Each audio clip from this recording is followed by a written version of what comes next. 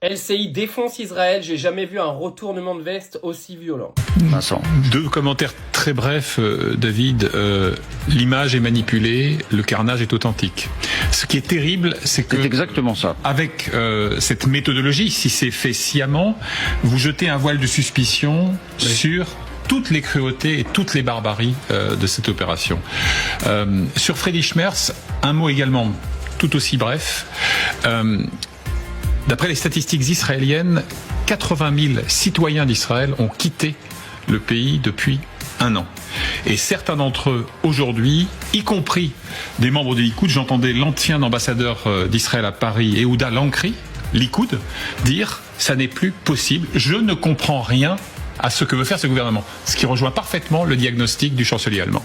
Dominique. Je reprends la phrase du chancelier Merz, je ne comprends plus, c'est qu'on ne veut plus comprendre, parce que c'est très clair. Il veut simplement éliminer la population palestinienne de Gaza d'une façon ou d'une autre, par la terreur, par la famine, par d'autres moyens. Et donc, cette stratégie est parfaitement claire. Sauf qu'on n'ose pas y croire. On dit c'est pas possible. Voilà, on ne veut pas y croire.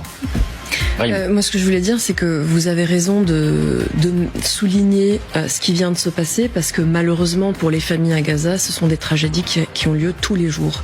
Tous les jours, il y a des familles entières, avec des fratries entières, qui sont décimées, qui sont des dommages collatéraux, comme on les appelle dans la parlance militaire, mais en fait, ce sont des humains. On est en train d'anéantir toute une population qui n'a aucun recours ni contre le Hamas, ni contre les bombes d'Israël.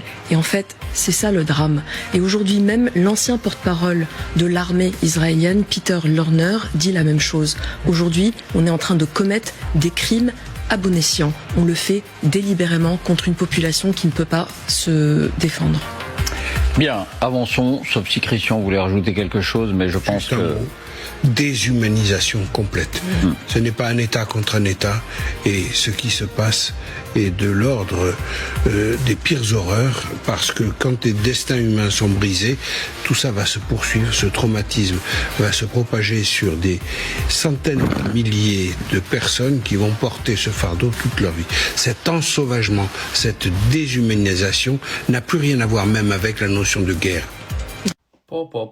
Avant de revenir un petit peu sérieusement, comment on peut retourner cette veste à ce point-là?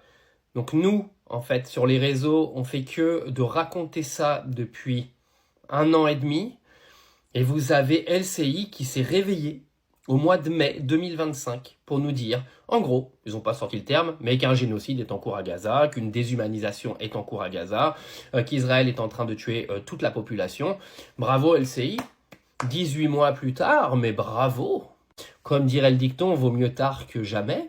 La question maintenant, qu'est-ce qu'on fait? Peut-être que le premier travail des médias en France, ce serait de tous raconter la vérité à la population française, en évitant de leur raconter des salades comme vous faites depuis maintenant 1 an et demi.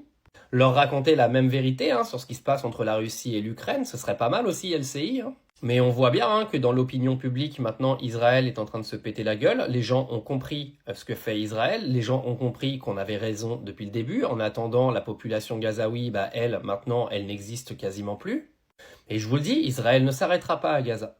Benjamin Netanyahou est un psychopathe. Benjamin Netanyahou est un psychopathe religieux. Et les psychopathes religieux, vous savez très bien qu'ils iront jusqu'au terme de ce qu'ils veulent faire. Benjamin Netanyahou veut un grand Israël, je vous le dis, il ne s'arrêtera pas à Gaza. Et si les pays occidentaux ne se réveillent pas maintenant, demain, il sera trop tard.